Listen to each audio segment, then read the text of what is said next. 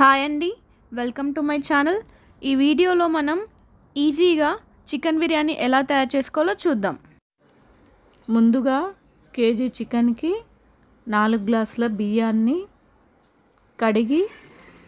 బాగా కడిగి ఒక అర్ధగంట సేపు 8 గ్లాసుల నీళ్లు పోసి నానబెట్టాలి. ఇందులోకి 1 టీ స్పూన్ నెయ్యి, 1 టీ స్పూన్ అల్లం వెల్లుల్లి పేస్ట్, 1/2 టీ స్పూన్ ఉప్పు, 1 టీ స్పూన్ ధనియాల పొడి, 1 టీ స్పూన్ బిర్యానీ మసాలా. ఇప్పుడు చికెన్ మ్యారినేషన్ కోసం కావాల్సిన పదార్థాలు: 2 టీ స్పూన్ల ధనియాల పొడి, చిటికెడు పసుపు, బిర్యానీ దినుసు, సగం కట్ట పుదీనా, బిర్యానీ ఆకు, సగం కట్ట కొత్తిమీర, 1 నిమ్మకాయ, 4 ఉల్లిగడ్డలు, 4 పచ్చిమిర్చి, 3 టమాటాలు, 1 కప్పు పెరుగు, 2 టీ స్పూన్ల అల్లం వెల్లుల్లి పేస్ట్, రుచికి సరిపడా కారం, అలాగే మసాలా దినుసులు. ఇప్పుడు ఒక వెడల్పాటి గిన్నెలో 5 టీ స్పూన్ల ఆయిల్ వేసి చికెను ఇందాక చెప్పుకున్న మిశ్రమాన్ని అంతా ముక్కలకు పట్టేలా 4 టీ స్పూన్ల నెయ్యి వేసి బాగా కలిపి ఒక అర్ధగంట సేపు మూత పెట్టి పక్కన పెట్టుకోవాలి. ఇందాక మనం అర్ధగంట సేపు కడిగి నానబెట్టుకున్న బాస్మతి రైస్లోకి వేసుకోవాల్సిన మిశ్రమం ఏంటో ఇప్పుడు చూద్దాం.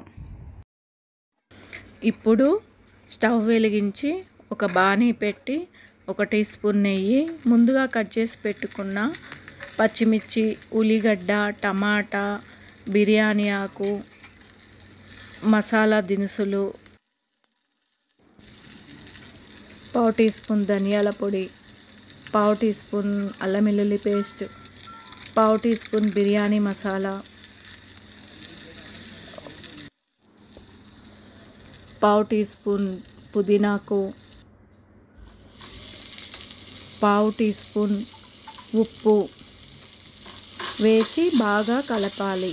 సిమ్లో మూత పెట్టి 3 నిమిషాల పాటు మగ్గనివ్వాలి.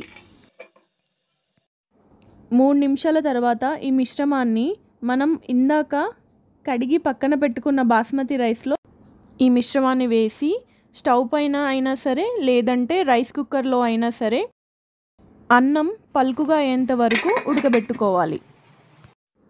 అన్నం రెడీ అయ్యేలోపు మనం ముందుగా మ్యారినేట్ చేసి పెట్టుకున్న చికెన్ని 3 నిమిషాల పాటు స్టవ్ పైన ఉడకనివ్వాలి.